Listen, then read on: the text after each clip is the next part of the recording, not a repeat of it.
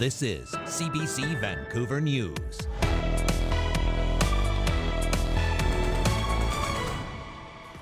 BC's post-secondary education minister faces calls to resign over comments she made in the midst of the conflict between Israel and Hamas. The premier is weighing in.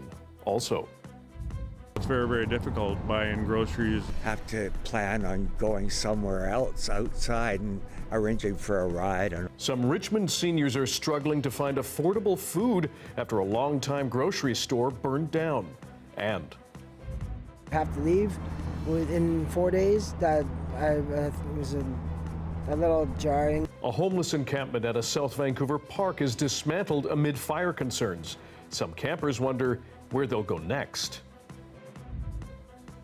Good evening, I'm Dan Burritt. Thanks for joining us. A senior BC cabinet minister is offering what she calls an unreserved apology, and the premier says she will now be making amends to, quote, repair the hurt she caused to Palestinian and Arab communities. Selena Robinson was speaking about the need for more education on the Holocaust when she made what she calls a flippant comment.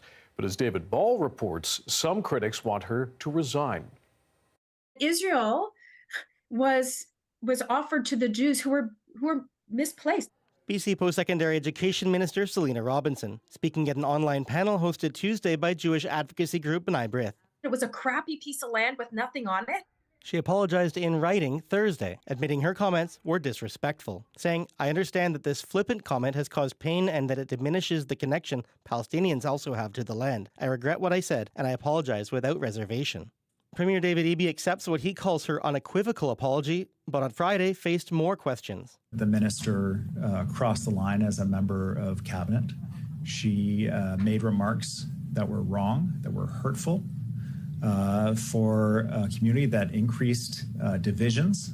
But this provincial faculty union says Robinson's apology is not enough. Her very strong political views have tainted her objectivity as minister, and she's behaved in a way that we believe is highly, highly inappropriate. She's not fit to serve as minister any longer. Eby says that isn't happening. Her comments increase division in our province. They increase the feelings of alienation of groups of people, especially people of Palestinian descent and people who are concerned about the death and the destruction in Palestine that is happening right now. She assured me she understood that she would be apologizing unreservedly, that she would be doing all she could to repair the damage with affected communities, and that is my expectation of her. This professor calls the remarks shocking and says the minister should show she has a better grasp of historical facts. What the minister is describing is out of touch with reality, with history, and with every understanding of both the land and its history and its people.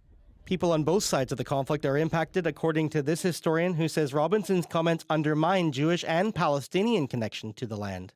It's also revealing of biases and prejudices that I would find particularly troubling coming from a minister of post-secondary education. The rhetoric that denies the national claims of both populations, right, is a rhetoric that helps perpetuate this conflict. In October, Hamas attacked and killed roughly 1,200 Israelis. Since then, the Israeli military has killed more than 27,000 Palestinians, according to Gaza's Hamas-run health authority. In this country, officials have warned about a rise in hate crimes directed to both Jewish and Muslim communities. David Ball, CBC News, Vancouver. Some people living in a homeless encampment in South Vancouver are wondering where they will sleep next. Crews dismantled their site today. The province says it's a necessary safety step after a fire broke out. Michelle Gomez has more. I don't know. I'll probably go over there, right there, I guess. Eburn Park was a makeshift home to about 7 people at the start of this week, but on Monday, provincial staff told residents a trespass notice had been issued and they would be trespassing if they remained at the park past Thursday. To all of a sudden be told, yeah, they might get arrested and you have to leave within 4 days, that was a little jarring and didn't know what to do, and I still don't know. Justin has resided in the park for about 7 months. He says it's the safest place he's lived since coming to Vancouver 2 years ago. The community around here has shown a significant amount of support, especially when it was cold. We're bringing hot food and coffee and checking up on people, making sure they were not going to get hurt from the cold overnight. Workers could be seen clearing items with garbage bins and an excavator Friday. Housing advocates were at the park speaking out. What needs to happen is patience and care. If there's housing coming online, start treating people better. Stop taking their tents. They are very much welcome here, and we're committed to defending our neighbors. We're here to say that we are very much in support of them. We are taking people from their safest option, stripping them of everything, and then putting them right back out on the street. The province says it's a necessary safety step after a fire at the encampment last weekend damaged tents and a large tree. It says outreach staff offered residents shelter space prior to the trespass deadline. But for Justin, staying at a shelter means getting rid of most of his belongings. It's tough, and there's a lot of stealing and a lot of politics that happen in the shelters. And having more than just a backpack really is not accessible for them in any sort of way. As of Friday afternoon, only Justin and one other person remained at the park. Where they will eventually end up, still to be determined. Michelle Gomez, CBC News, Vancouver. Surrey RCMP are trying to track down a suspect after a shooting sent one person to hospital with serious injuries. Someone opened fire near 120th Street and 84th Avenue just after 1:30 this afternoon. About a half hour later, police say they were tipped to a vehicle fire near 179th Street and 99th Avenue. Police have not yet confirmed whether the two are linked. Many seniors in Steveston are trying to find some savings after a local supermarket burned down. Super Grocer in South Richmond had been in business for more than 40 years. As John Hernandez reports, people in low-income housing say there are no affordable alternatives nearby.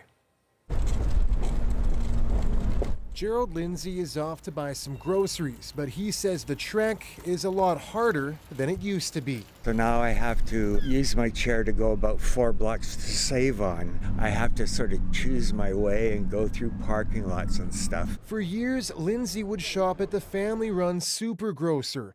It was a mainstay in Richmond's Steveston area for 40 years. But on Friday, it caught fire.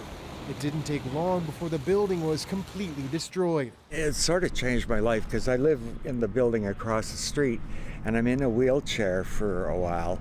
And that was sort of the only place that I could get to. The loss isn't only weighing on Lindsay. There are about 200 units of subsidized senior housing across from the former store, and residents say many of them have mobility challenges, making the additional 500-meter trip to save on foods a big challenge for some. A lot of them cannot walk 3 or 4 blocks to save on. As you see, I've got 2 bags on me and 1 hanging on my wheelchair. So it's the impact is much harder now. And then there are the prices, which they say are higher for some items at the big grocery store. I'm on disability pension, so like I live on $1,000 a month. So it's very difficult. When you're on pensions and stuff, prices matter. The seniors in this area, it will hurt us all because the save-on prices are like double what they were here. Organizers at the Richmond Food Bank Society say the store played a critical role supporting a low-income community as prices on store shelves continue to climb across the country. Now that they don't have that store that they used to go to, it might impact their ability to purchase food, and one of the consequences might be that they might end up at a food bank. On Friday, Super Grocer sold off remaining stock off-site. Owners declined to speak with CBC News. The future of the business uncertain, as many in this community hold out hope that it will one day reopen its doors. John Hernandez, CBC News, Richmond. The province continued its apology to the Doukhobor community in the West Kootenays today. Attorney General Nikki Sharma was in Grand Forks for a second address after issuing an apology in Castlegar yesterday. Between 1953 and 59, the province forcibly removed about 200 children from their families and confined them to a facility in New Denver. Families of survivors shared their grief today. All my dad's life, that's all he wanted, was to hear that apology. And he's not here to hear it.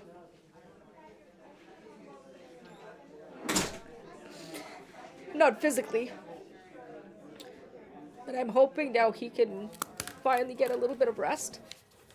The province will be issuing a formal apology in the legislature in the coming weeks. The CBC's Indigenous Unit has obtained never-before-seen RCMP footage of a two-day police raid in BC in 2021.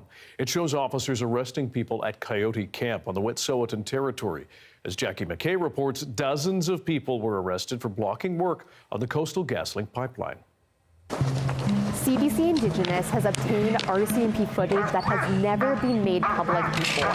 You are all under arrest for civil contempt of court. The video shows arrests at Coyote Camp on the Wet'suwet'en territory, a key location for the Coastal GasLink pipeline. This footage takes place during a two-day police raid in which dozens of people were arrested for blocking work on the pipeline. Pipeline opponents refused to leave the camp in support of the hereditary chiefs of the Wet'suwet'en Nation, who say the company had no right putting the pipeline through their land.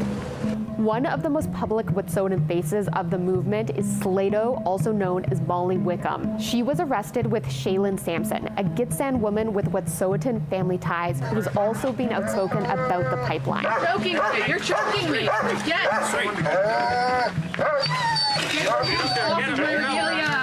They stood trial with Corey Jocko, a Gunye Gehega man from Akwesasne. They have all been charged with criminal contempt of court.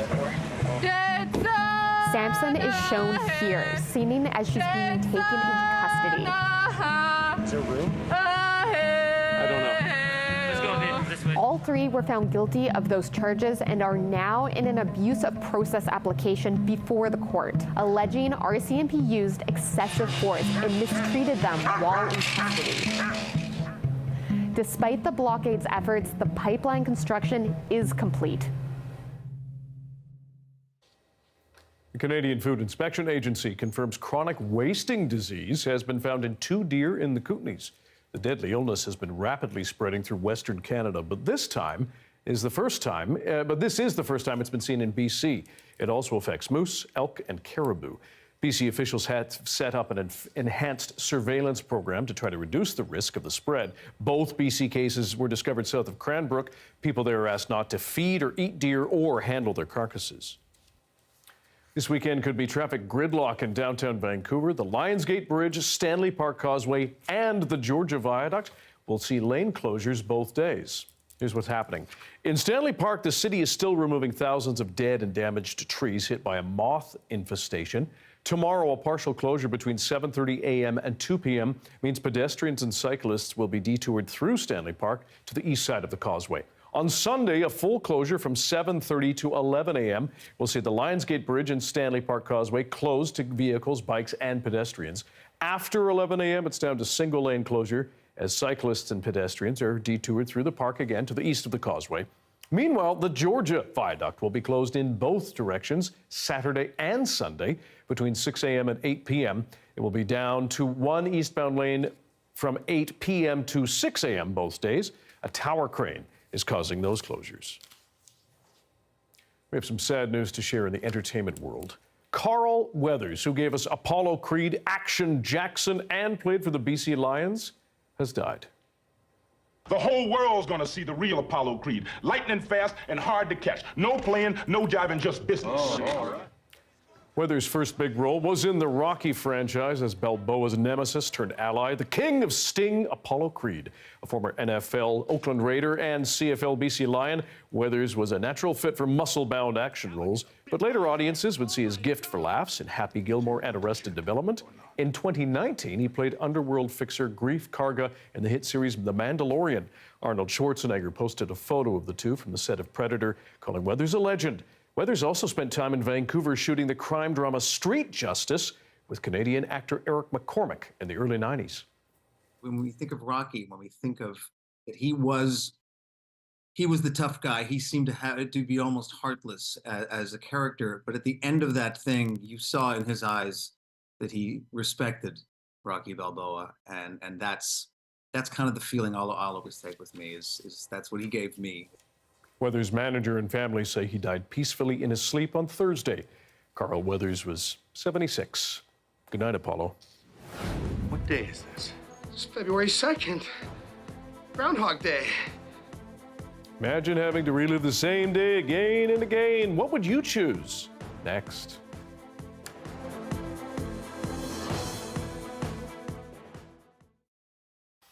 Thanks for joining our commercial-free live stream tonight. A Vancouver-based Bitcoin business is facing fines for secret, unsanctioned crypto mines in rural Alberta. Green block mining has been ordered to pay more than $400,000 in penalties and legal expenses. Madeline Cummings tells us how they got caught.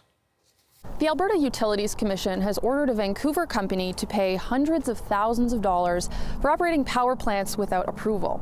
And one of them was right here behind me in Sturgeon County. These weren't ordinary power plants, they were Bitcoin mines. In addition to this location, Green Block Mining, formerly called Link Global Technologies, was also running others in southern Alberta and Westlock. The company set up generators at this dormant natural gas well, and using that power, computer servers in 4 shipping containers mined the digital currency. Across this field, residents started hearing noise from the plant, and they weren't happy about it. 10 households complained to the commission, saying the sound was affecting their sleep. The company hadn't told them they were moving in, and it also had not gotten approval from the commission. The commission investigated, and following other enforcement orders, it came to a settlement agreement with the company last month. I think it's good that the government cracked down on these illegal operations. That's not how things should operate. We should not have somebody set up illegally such a big infrastructure project. This is not right. Green Block has agreed to pay nearly $350,000 in penalties, plus $60,000 in legal fees for the commission's enforcement staff. That was supposed to be paid within 30 days, and the company made a partial payment, but still owes just over $200,000. The company told the commission it's not currently solvent, and raising money in BC to pay a regulatory fine in Alberta has been hard. But Green Block's lawyer, Gavin Fitch, says the company intends to pay it all off. He says Green Block accepts it made mistakes in Alberta and looks forward to putting this matter behind it. Madeline Cummings, CBC News, Edmonton.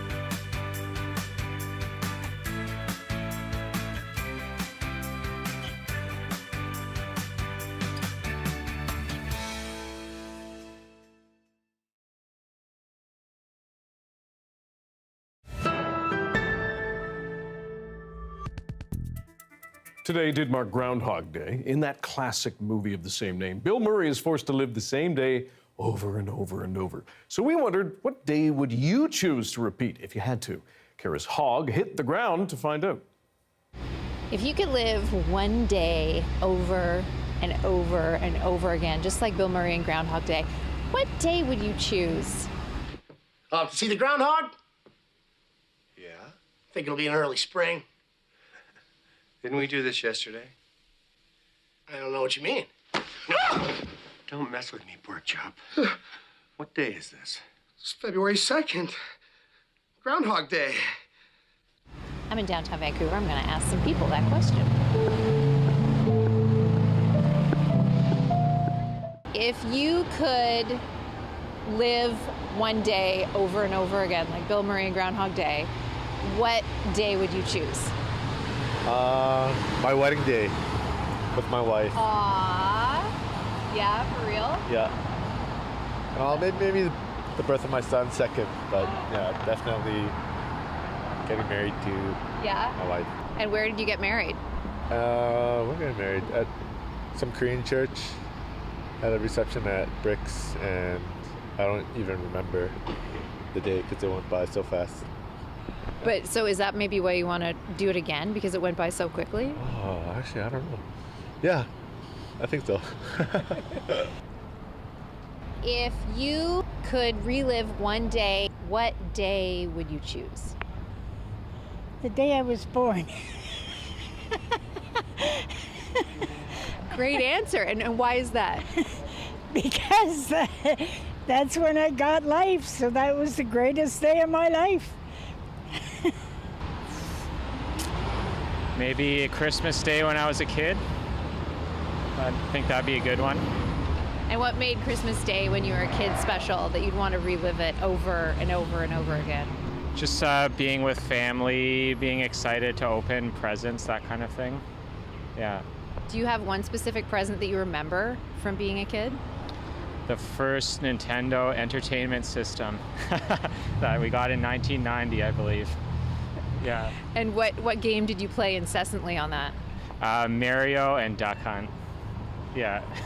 Did you have the gun? Yeah, we had the gun too, the bright orange one. Yeah. I would choose. That's actually a good question. I think for me it's gonna be hiking days. So recently I went for a hike. It's called Water's Pride. It was an 8-hour-long hike, and you end up near like a lake. So I think I would choose that day just because it's very peaceful, very calming, and you're with your loved ones. So I think I like the mix with the nature and having friends around. And if you were to do that over and over and over again, would you be very tired? I would be very tired, but I don't imagine like hiking and over again. Probably like being in the lake over and over again more. Okay, awesome. What day would you choose?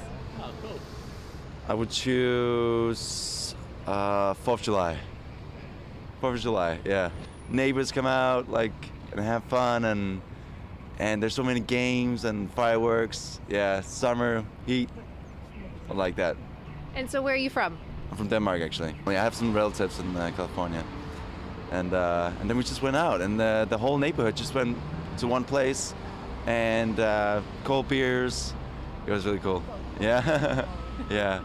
That's great. Sorry that you missed your light to talk to me. I'm very sorry about that. But thank you. I appreciate it. Have a great day. Bye. There's a live shot of Burrard Inlet towards the North Shore. Slight chance of showers for parts of the South Coast this weekend. Darius Madavi will explain all in your BC-wide forecast next.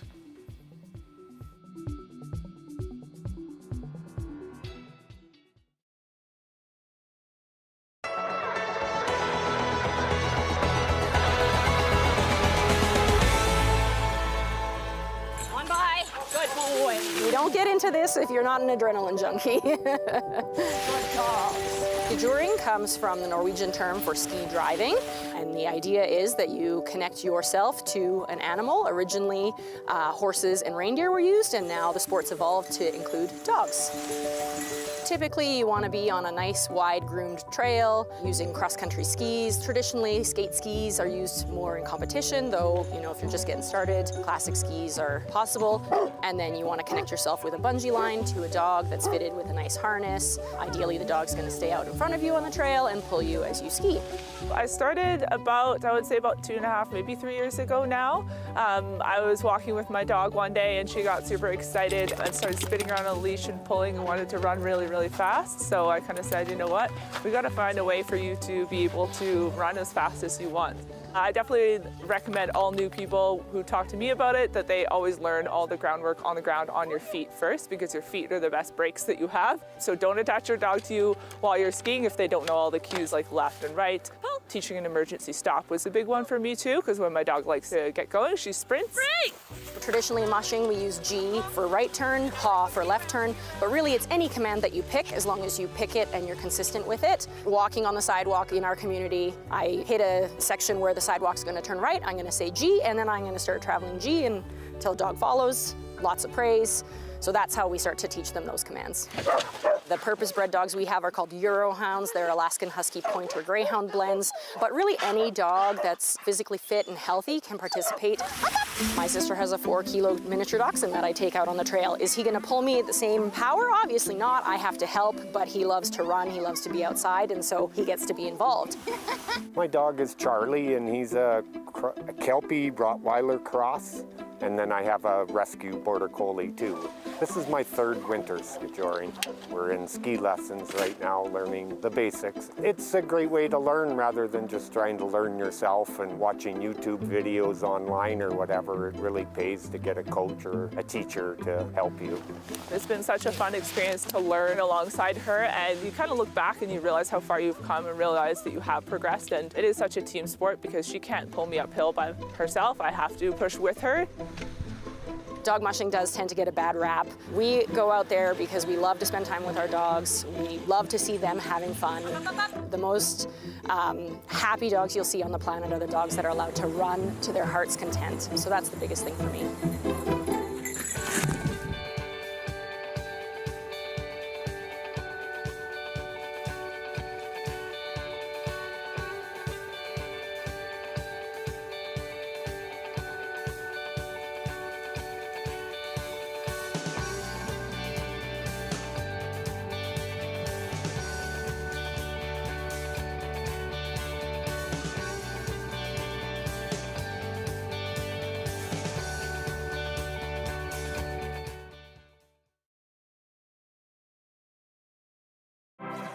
Hi, I'm Amy Bell, and here's what's in your CBC Vancouver inbox. This is Vancouver Island is the brand new podcast that explores stories of island life. Each week, host Catherine Marlowe looks at the joys and challenges of living on the island. Subscribe on CBC Listen or wherever you get your podcasts. And BC Today is the call-in show where British Columbians make their voices heard. And now you can watch it on television, stream it on CBC Gem, and hear it on CBC Radio 1 and CBC Listen. The weather update is brought to you by Direct Buy Furnace. To cool and clean the air in your home, call Direct Buy Furnace. Installing Train, the most reliable heating and cooling brand.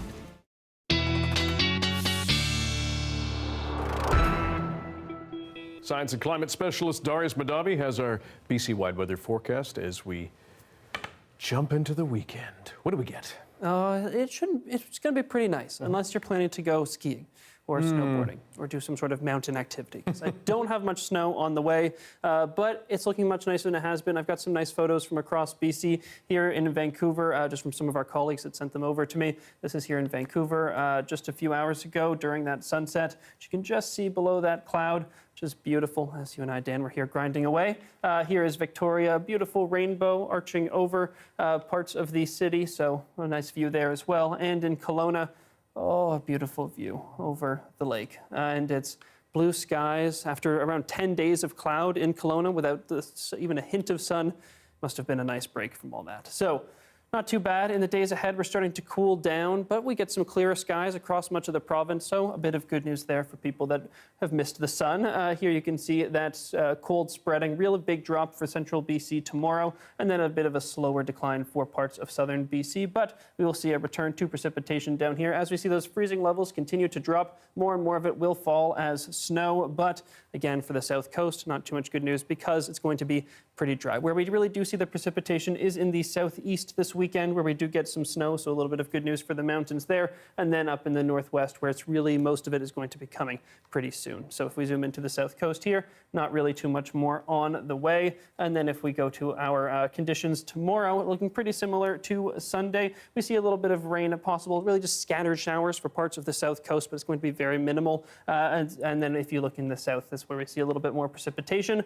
And then for the last thing, our 5-day forecast here in Metro Vancouver, you can see showers unlikely through the weekend, but possible, so I kept it in. But I am going to be optimistic and just say it's going to be some cloud. But we may see a little bit of showers in some parts of the lower mainland, and then pretty much just cloudy for the days ahead as we slowly get a little bit cooler. Okay, sounds good, Darius. Have a good weekend. You too.